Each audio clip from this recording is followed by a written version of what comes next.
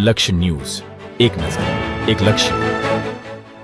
ડીસાના માલગઢમાં એક સામ શ્રી બાલાજી के नाम पर हनुमान दादाના મંદિરે જન્મ જયંતિ નિમિત્તે યજ્ઞ યોજાયો।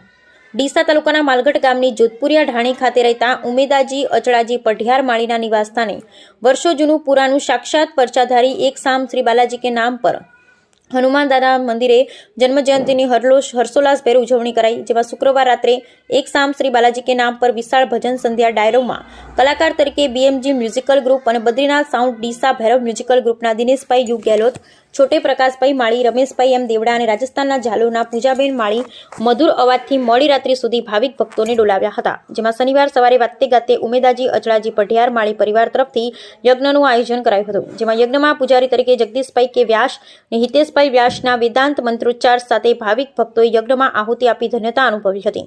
જ્યારે હનુમાન દાદાના મંદિરે જન્મ જયંતિ નિમિત્તે કેક કાપી અનોખી જન્મદિનની ઉજવણી કરી હતી, જેમાં ભાવિક ભક્તોએ ભોજન પ્રસાદનો લાહવો લીધો હતો।